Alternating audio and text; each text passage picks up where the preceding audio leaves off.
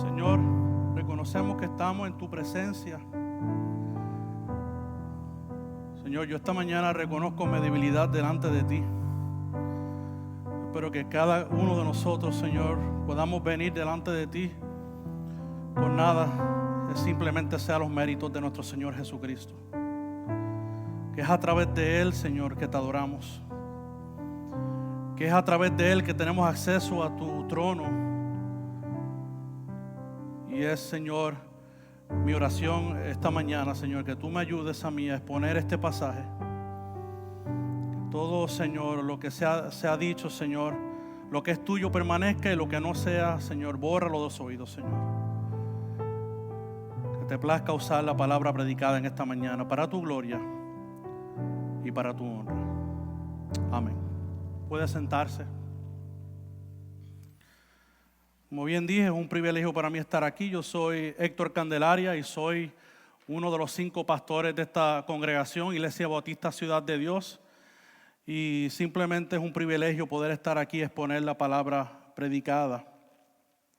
La semana pasada comenzamos una miniserie en la carta de Judas y el pastor César Guzmán, para los que estuvieron aquí, expuso la primera parte de esta carta, versículos del 1 al 16. Y ahora es mi intención y por la voluntad del Señor que yo pueda exponer los restos versículos del 17 al 25. Y para resumir brevemente lo que se vio la semana pasada y para los que no estuvieron, sería bueno que usted luego vaya a Spotify o a nuestro canal de SoundCloud y escuche la predicación en conjunto con esta para que tenga todo el panorama completo de la carta de Judas. Una carta que es bien ignorada, una carta posiblemente bien poco predicada. Y es nuestra intención en Ciudad de Dios exponerla porque está en la palabra. Y porque está en la palabra es importante. Que el pastor César Guzmán la semana pasada desempacó esta epístola, esta carta, ¿verdad?, que Judas escribió. Y Judas enfatizó en esta carta que él quería escribir de la común salvación que ellos tenían, ¿verdad?, en común acuerdo, pero se vio necesitado de escribir sobre los falsos maestros que se estaban infiltrando dentro de la iglesia. Y vimos como el pastor César hizo un buen trabajo explicando este infiltramiento dentro de la iglesia, dentro de la grey.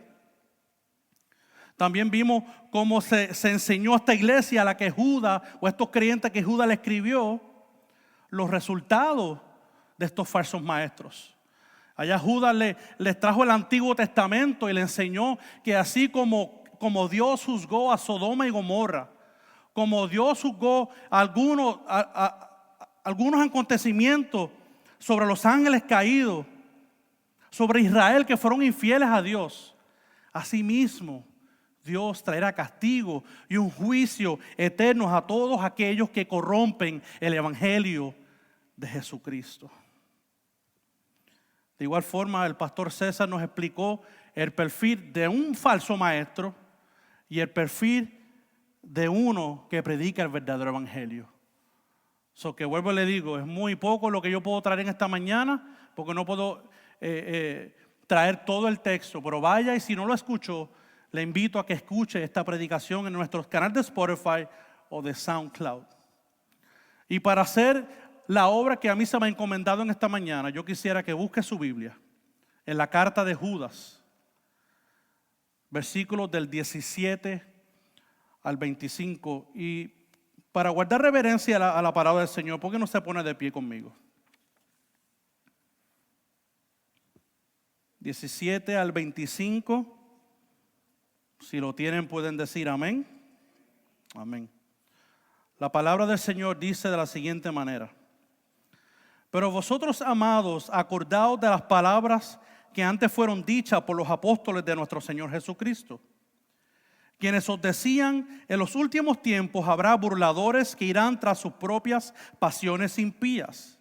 Estos son los que causan divisiones, individuos mundanos que no tienen el Espíritu. Pero vosotros, amados, edificándonos en vuestra santísima fe, orando en el Espíritu, conservaos en el amor de Dios, esperando ansiosamente la misericordia de nuestro Señor Jesucristo para vida eterna. Y tened misericordia de algunos que dudan. A otros salvad arrebatándolos del fuego. Y de otros tened misericordia con temor, aborreciendo aún la ropa contaminada por la carne. Y aquel que es poderoso para guardaros sin caída y para presentaros sin mancha en presencia de su gloria con gran alegría. Al único Dios nuestro Salvador, por medio de Jesucristo nuestro Señor, sea gloria, majestad, dominio y autoridad antes de todo tiempo y ahora y por todos los siglos. Y pueden decir conmigo amén. Se puede sentar. Que en los versículos 1 al 16 vimos las características de los falsos profetas. En los versículos del 17 al 25 estamos viendo ahora los imperativos o las ordenanzas o los mandatos que Judas le está dando a los creyentes. ¿Quiénes de aquí tienden a tener mala memoria? Porque yo ciertamente tengo mala memoria. Y al parecer en el tiempo de la carta de Judas, los creyentes allí tenían mala memoria. Porque Judas le está escribiendo en el versículo 17 a los creyentes en que recuerden las palabras que fueron dichas por los apóstoles. Palabras que ya habían sido dadas, el evangelio que había sido dado, las amenazas que iban a venir en los últimos tiempos, ya los apóstoles lo habían dicho. Y es por eso que del versículo 17 al 19 necesitamos recordar la importancia de la palabra de Dios. Nada de lo que la iglesia estaba viviendo concerniente a estos falsos maestros era nuevo. Los falsos maestros no debían de haber tomado por sorpresa a los creyentes. Eran profecías ya dadas por los apóstoles.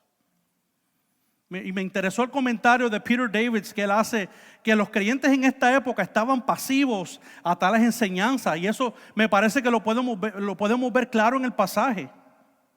Por la necesidad que Judas tiene de recordarle los acontecimientos del Antiguo Testamento, en cómo Dios pasó juicio por todos aquellos que le dieron la espalda y eran falsos delante de Dios. Y ahora en el versículo 17 Judas le dice, recuerden lo que ya había dicho los apóstoles. Esto nos da a entender que los creyentes somos propensos a olvidar las palabras de Dios. Nos volvemos tolerantes aún cuando nuestra fe está siendo adulterada. Padecemos muchas veces de un tipo de amnesia espiritual. Déjame hacerle esta pregunta. ¿Será que un padre o una madre se le olvida cuando envió a su hijo o a su hija a botar la basura? Yo no sé, porque si los padres subieran como los míos, venían dos cosas, la correa o la chancleta. Si los subieran como los míos, yo no se le olvidaba que había dado una ordenanza a su hijo que hiciera algo. No es cuestión de la basura, es la cuestión de la obediencia.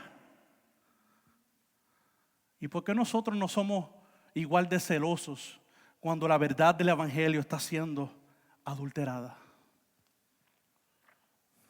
Queridos hermanos y amigos que nos visitan, si no vives en la palabra, serás propenso a todo tipo de enseñanza.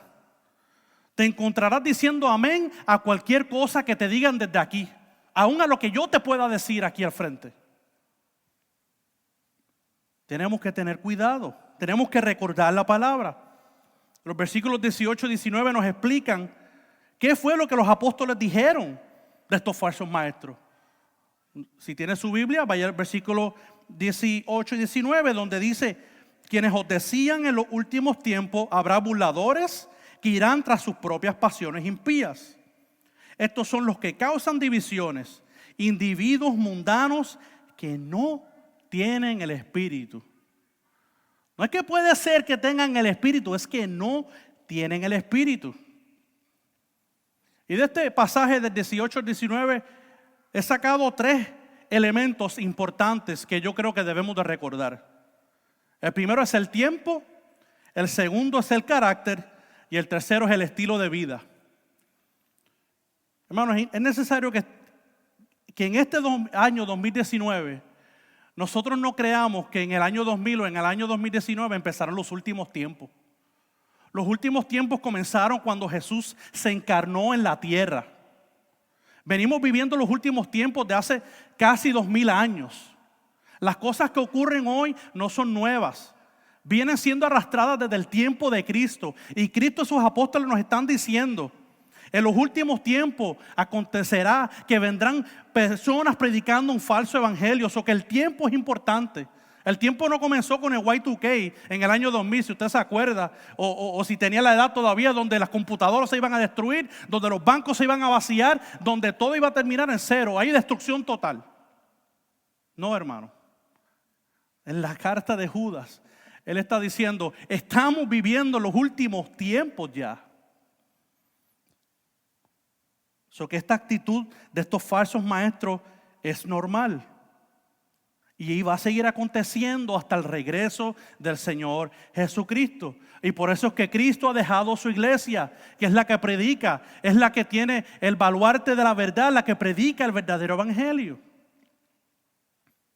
Segunda característica o segundo elemento que podemos ver en ese pasaje es el carácter de estos falsos maestros. Dice en el pasaje que son burladores. Y muchos sitios en la Escritura, puede ir a 2 de Pedro 3:3, donde habla de estos burladores también. Pero a mí me interesó una cita que encontré del gran predicador Charles Spurgeon. Si usted no conoce a Charles Spurgeon, él fue un predicador en Inglaterra en los 1800. Escribió docenas, si no cientos de libros. Todavía al día de hoy estamos aprendiendo de sus escritos. Mira lo que él dijo en los 1800, cosas que no eran nuevas. Él dice: llegará un día en que en lugar de pastores alimentando a las ovejas, habrá payasos entreteniendo a las cabras. Ay.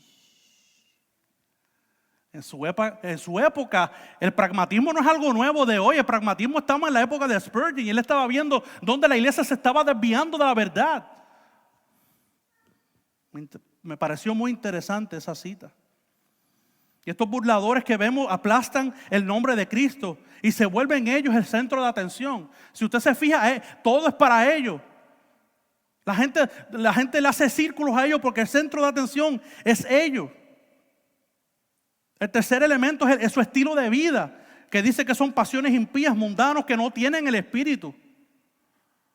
Ahora, yo sé que la carta no especifica de personas en esa época, pero nosotros tenemos gente en nuestra época que viven pasiones impías, viven mundanamente sin el Espíritu. Hay predicadores, y sobre todo hay un predicador en Estados Unidos que se llama Kenneth Copeland. Él tiene como 3 o 4 aviones privados. Él dice que él no viaja en un avión comercial porque él dice que no se junta con endemoniados. Costijín, que es el sobrino de Benny Hinn, que gracias a Dios lo salvó, dice de las campañas de su tío Benny Hinn que él veía cuando se le pagaba cash a las personas que supuestamente habían sido sanadas en las cruzadas de milagro. Su sobrino, un familiar. Por todas las misericordias de Dios, hermanos y amigos que te encuentras aquí, vive en la palabra. Vive en la palabra. Que podamos decir como el profeta Ezequiel en el capítulo 3, donde Dios le dio una visión a él, que le daba un rollo para que le hablara esas palabras al pueblo de Israel. Y él dice: yo abrí mi boca y me hizo comer de aquel rollo y me dijo: hijo de hombre, alimenta tu vientre y llena tus entrañas de este rollo que yo te doy. Y Ezequiel dice: y lo comí y fue en mi boca dulce como miel. ¿Podemos decir nosotros eso de la Escritura?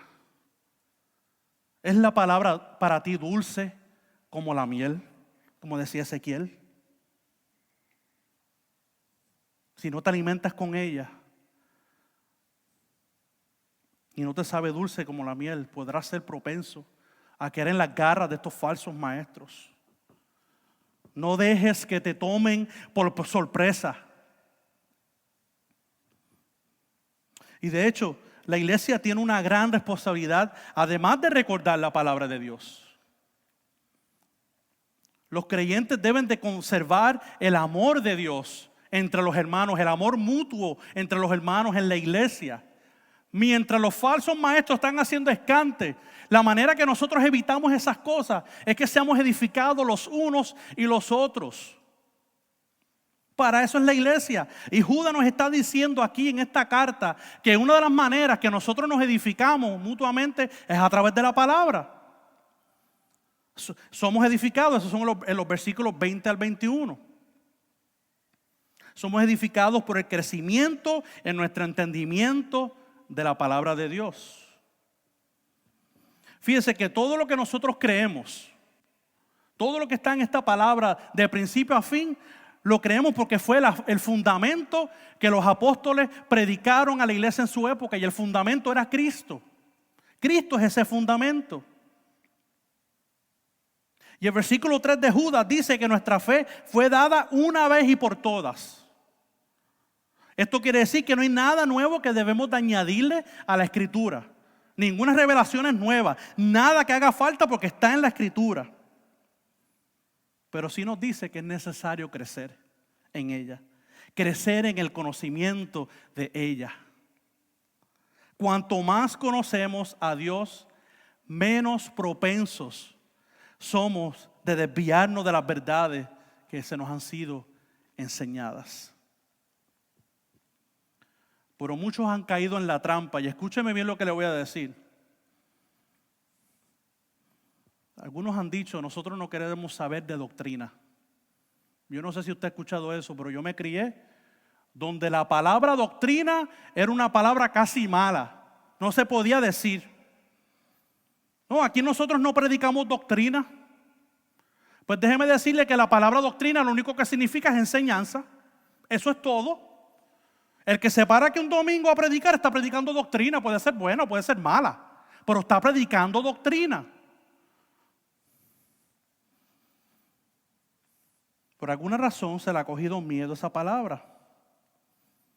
Y la palabra nos enseña que debemos de crecer en la Biblia, crecer en la palabra, que es doctrina, que son las enseñanzas que se nos dan. Y cuando Judas comienza esta carta diciendo que es necesario contender por la fe, una vez dada a los creyentes, él está diciendo, él se refiere a contender por todo el conjunto de verdades que se nos ha dado por Dios en la Escritura. Por todo el conjunto de verdades. Y esas verdades son doctrinas. Usted no puede separar una cosa de la otra. Y estas son las enseñanzas que estaban siendo atacadas en el tiempo de Judas.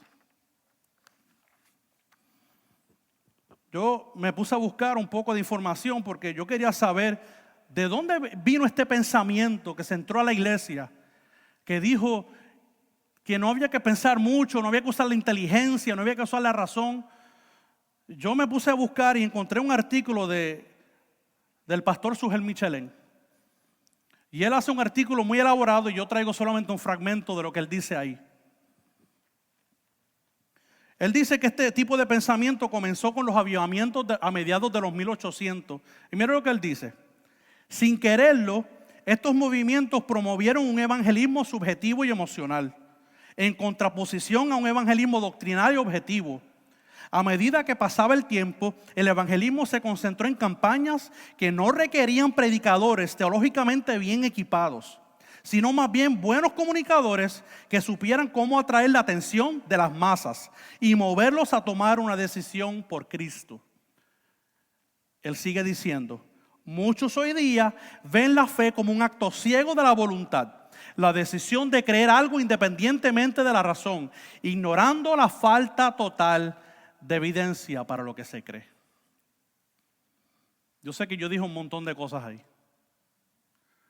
Así es como yo lo interpreto. Entra a la iglesia y saque su mente y engánchalo en un clavito. Porque es que tú no puedes entender a Dios porque es tan y tan grande que es imposible. Lo que hicieron fue que metieron a Dios en un superespacio donde nadie lo puede alcanzar. Sin querer hicimos una mitología griega de Dios donde es imposible que el Hijo de Dios tenga un tipo de interacción porque es tan y tan lejos que yo no puedo interaccionar con Él. Y en la iglesia hicimos lo mismo. No trates de comprender a Dios, es imposible. Hermano, necesitamos la inteligencia y necesitamos la razón para adorar a Dios de la manera correcta, como ha dicho en su palabra. La palabra dice lo contrario. Porque al principio les dije que era necesario recordar la palabra.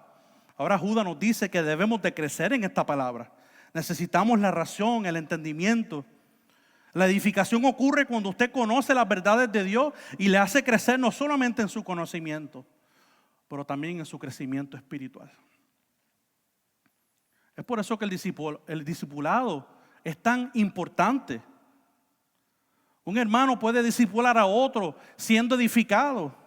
De hecho, hasta el que está enseñando se edifica a sí mismo por las verdades que enseña de la Escritura.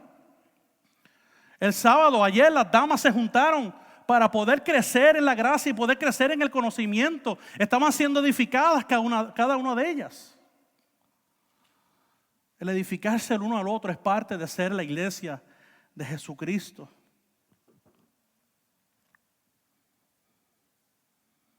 También otra cosa que el pasaje nos dice es acerca de la oración, de permanecer en la oración. Y no solamente dice orando en el Espíritu Santo. Aquí Judas nos da un contraste interesante, porque Judas habla de los falsos maestros como no teniendo el Espíritu, pero habla de los creyentes como teniendo el Espíritu. Fíjense qué contraste más interesante. De hecho, cuando usted escucha a un falso maestro orando, en realidad no ora, no sabe orar esa persona. Lo que hace es que le da órdenes a Dios. Ha abandonado totalmente el estar sometido bajo el señorío de Dios. Palabras como que yo declaro, yo decreto, yo ordeno a Dios. Yo no sé cómo Dios nos ha consumido a muchos de nosotros que hemos dicho tales aberraciones. Cosas así comunes se dicen hoy. Tal actitud, hermano, desafía la voluntad de Dios en la vida del creyente. Esto va contrario a la enseñanza que Jesús le dio a sus apóstoles.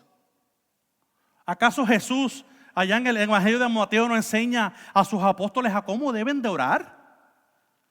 Cuando dice, vosotros podéis orar de esta manera: Padre nuestro que estás en los cielos, santificado sea tu nombre, venga tu reino, hágase tu voluntad. ¿La de quién se va a hacer? O hágase mi voluntad, hágase mi deseo. No, hágase la voluntad del Padre, así en la tierra como en el cielo. Un verdadero creyente está sometido a su Señor por medio del Espíritu Santo que se le ha dado en su conversión. Cuando creyó, fue por el Espíritu que creyó, porque se le presentó la verdad del Evangelio y pudo ver. Hermano, el Espíritu Santo dirige a una persona a vivir en piedad, en vivir en santidad. Otra cosa que vemos en el pasaje, que es esperando la misericordia de nuestro Señor Jesucristo. Esto lo que quiere decir es que mientras conservamos el amor, mientras nos edificamos unos a otros, mientras perseveramos en la oración, esto lo que quiere decir es que Cristo va a venir por su iglesia. Cristo va a regresar por su iglesia. Es cierto que la iglesia desde sus inicios ha sido producto de ataques de falsos maestros. Es cierto que la iglesia enfrenta hostilidad en países donde los creyentes son perseguidos. Pero tenemos la esperanza que Jesús hará todas las cosas nuevas. Si estás en Cristo, obtendrás un cuerpo glorificado así como el de Jesús. No habrá más pecado, no habrá más sufrimiento. Pero hermanos, entienda que si Cristo no ha llegado en el año 2019 es porque está en su soberana voluntad y Él ha determinado no venir todavía, porque Él tiene un propósito con su iglesia y es ser sal y luz a las naciones. Los creyentes son llamados a tener misericordia de aquellos que han sido engañados por las herejías y las falsedades de los falsos maestros. Esto lo podemos ver en los versículos 22 al 23. Otra vez comentando, Peter Davids dice: Judas instruye a sus lectores en hacer lo que puedan para rescatar a aquellos que han errado o han sido atraídos por la doctrina de los falsos maestros. Judas tenía en mente a aquellos creyentes y a los creyentes que podamos encontrarnos aquí, en que tenemos una responsabilidad de aquellos que conocemos, que han sido creyentes, en atraerlos a redil nuevamente. Y Él nos da 3 acercamientos o 3 grupos distintos de personas en cómo debemos de acercarnos a ellos. A estos creyentes que han sido engañados por las herejías. 1, Él nos dice que debemos de tener misericordia de los que dudan. 2, a otros salvar arrebatándolos del fuego. Y 3, a otros tener misericordia con temor, aborreciendo aún la ropa contaminada por la carne. Vamos al primero, el misericordia con los que dudan. ¿Qué significa esto? ¿Cómo yo tengo misericordia de una persona que duda? Pues hay muchos que dentro de la iglesia que por falta de discipulado y por la gran cantidad de falsa enseñanza pueden tener muchas dudas y preguntas que han surgido. Judas no especifica cuáles son sus dudas, pero a través del contexto que vemos de la carta, era por las falsas enseñanzas que estaban entrando a la iglesia. Queridos hermanos presentes y amigos presentes, estamos en el país donde no se le puede hacer preguntas a nadie, no se le puede hacer preguntas al pastor. Claro, solamente se cuestionan a los políticos de este país, pero si hay un pastor y queremos cuestionar algo que está predicando, lo ven como algo ofensivo. Es como si fuera un pecado imperdonable, que has tocado el ungido del Señor. Cuando el pastor también puede fallar en lo que dice y puede traer mensajes errados. Pero claro, si la persona está leyendo su escritura y le están predicando algo contrario desde acá arriba, es normal que una persona va a tener dudas. Una persona va a tener preguntas concernientes a lo que lee y a lo que está aprendiendo. Tengamos misericordia de ellos, ayudémoslos. Es cierto que esta Biblia se ha vuelto para muchos un simple símbolo. Es solamente un símbolo. Pero se ha metido debajo de la banca, se ha metido debajo de la silla. Y se está predicando algo contrario al Evangelio del Señor. Y en esta iglesia bautista, Ciudad de Dios, queremos tener una cultura de discipulado. Cuando hay personas que necesitan respuesta a sus preguntas, que estemos dispuestos a irnos a tomar un café o invitarlos a nuestro hogar y decirle, tú sabes qué, si yo no tengo la contestación voy a tratar de averiguarla, porque aquí no pretendemos que tengamos todas las contestaciones, pero estamos seguros que podemos averiguarla cuando no la sabemos y crecemos juntos en la gracia del Señor. Es cierto que los pastores son llamados a cuidar a sus ovejas, pero cada persona interesada en ser parte de esta iglesia, cuando llegue a ser el momento, si usted está interesado y usted pasa esa membresía y usted se hace miembro, usted tendrá responsabilidad por igual de discipular a otras personas como lo han hecho con ustedes. Al otro grupo, el segundo grupo, dice salvarlos arrebatándolos del fuego. Estos son los que han caído más profundamente en su error. Usan la gracia de Dios como libertinaje. Esto hay que darle con todo, hermano.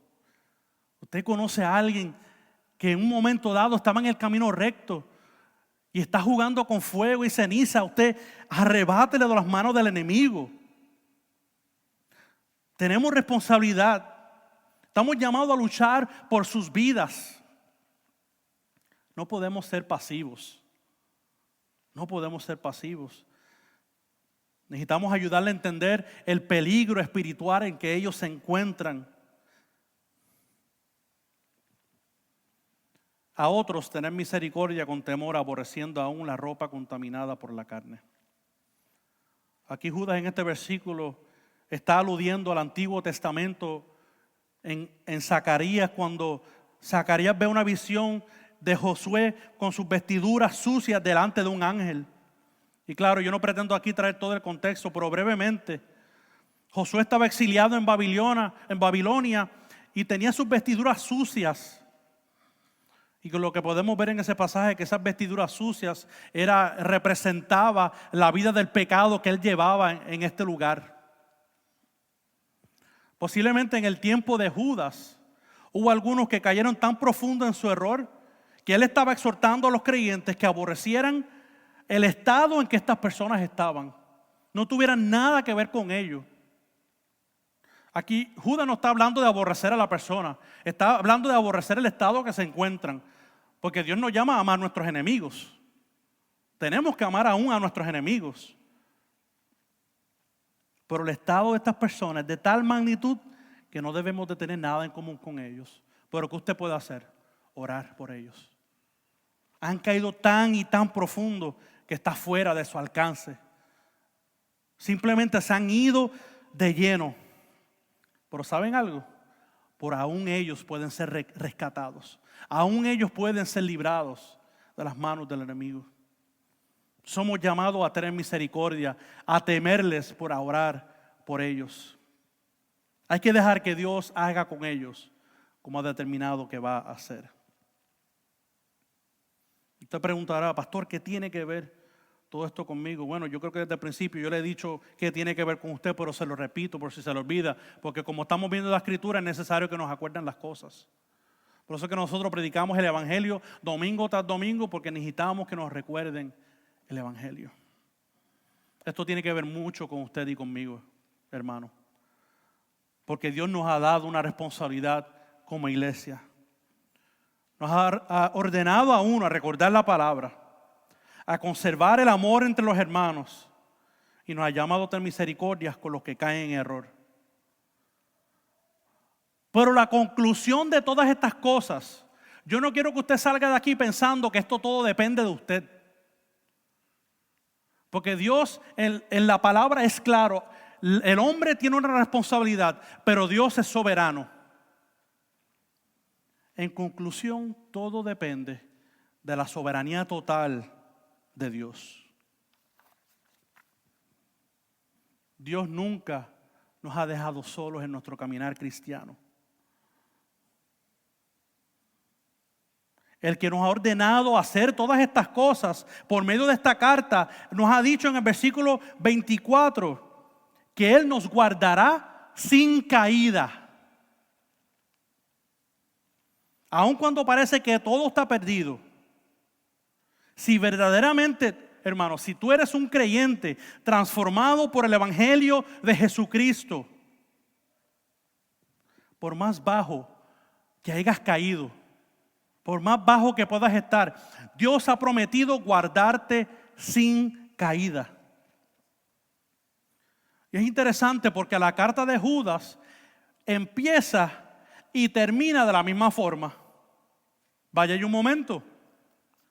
Versículo 1 de Judas. Mira lo que dice. Judas, siervo de Jesucristo y hermano de Jacobo, a los llamados amados en Dios Padre y guardados para Jesucristo. Ahora vaya al versículo 24. Y aquel que es poderoso para guardaros sin caída y para presentarnos sin mancha ante su presencia con gloria y gran alegría. De principio empieza con Dios. Dios tiene un plan para nuestras vidas. Está ocurriendo en el tiempo, pero al final Él es el que se lleva toda la gloria. No se crea que la gloria la tiene usted o yo. La gloria es de Él. Él nos ha dado una responsabilidad. Pero usted tiene que entender que Él es el soberano. No somos nosotros. Él es el soberano. ¿Qué significa esto? Creyente, esto lo que significa es que tu salvación siempre estará en las manos de Dios. Esto no es una licencia para pecar. Escúcheme bien. Esto no es una licencia para pecar. Esta es la esperanza que Dios nos ha dado, porque si dependiera de tu fuerza, si dependiera de las mías, nadie, pero nadie podría obtener esta gran salvación. Nadie.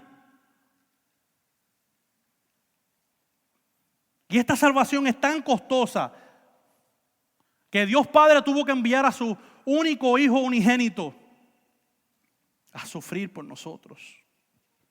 Dice en el versículo 24 que seremos presentados en gloria sin mancha y con alegría. Si usted verdaderamente está en Cristo, cuando usted esté delante del trono, no te van a hacer un listado de cosas que tú hiciste bien. Te van a ver a ti y van a decir, yo veo a Cristo en ti. Yo veo a Cristo en ti. Pero si Cristo no está en ti, ay de ti. Serás presentado sin mancha si estás en Cristo. Porque Jesús es el Cordero inmolado. Él es el puro. No tiene nada de mancha. Y si tú has puesto tu fe en Jesús, si tú te has arrepentido de tus pecados, tú serás presentado ante el trono. Serás representado por Jesús. Puede ser que haya sido persuadido en alguna ocasión por falsos maestros. Puede ser que eso haya acontecido.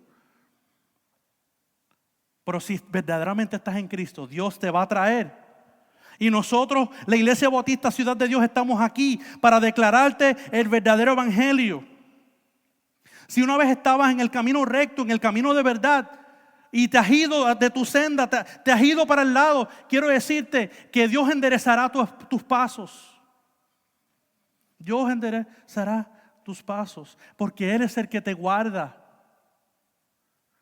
No te equivoques guardar con que no te va a suceder nada malo. No te equivoques con eso.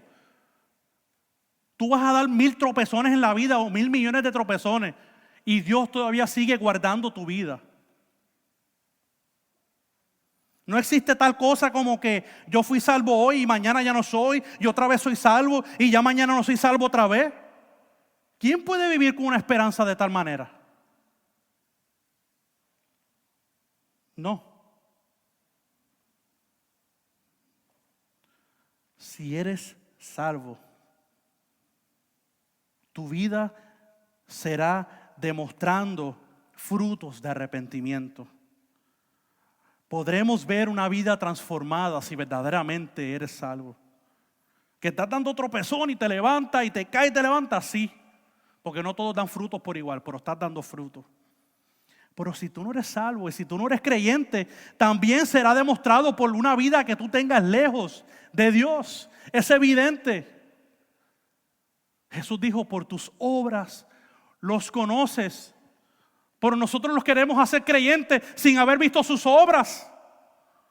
Porque hicieron una oración al frente y ya son salvos sin verdaderamente ver el caminar de la persona.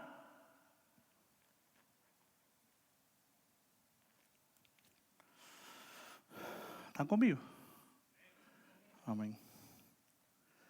Si estás aquí, lo único que has conocido ha sido el evangelio de la prosperidad.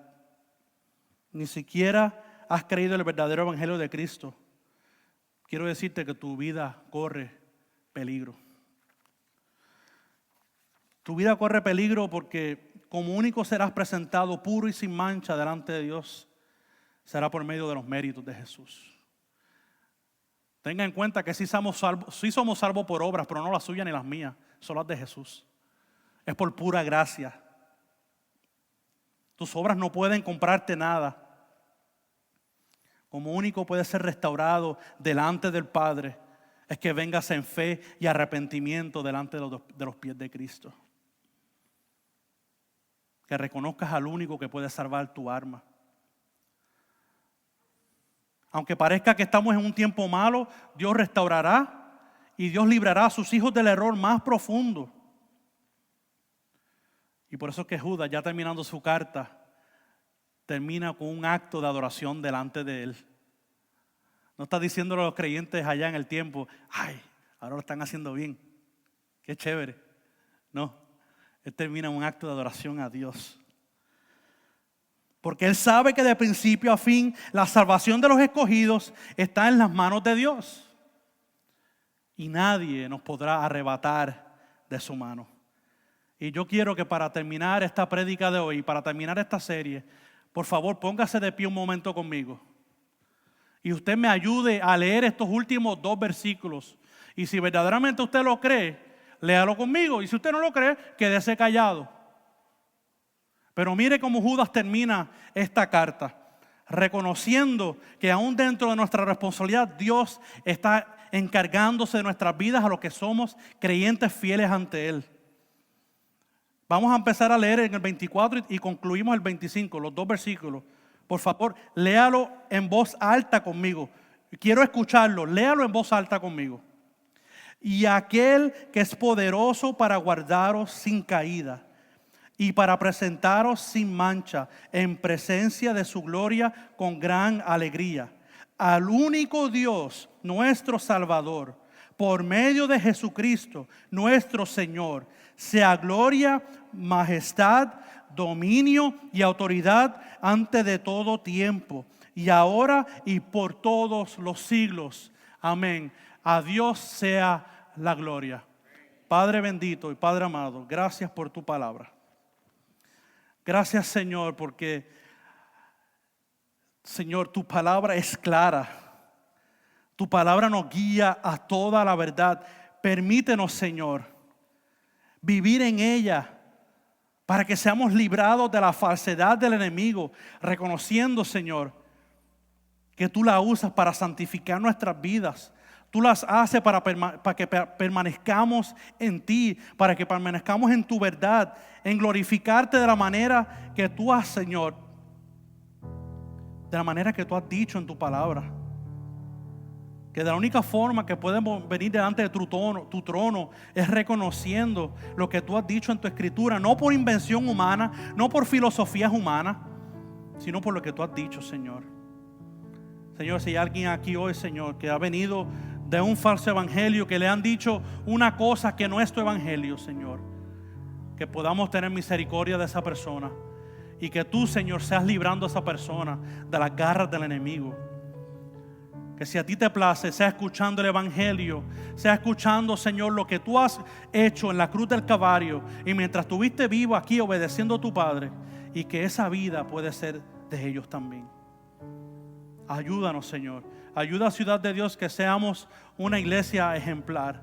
No porque lo tengamos todo listo, pero porque vivimos en tu palabra. Danos, Señor, la valentía de hacerlo. Danos las fuerzas para hacerlo.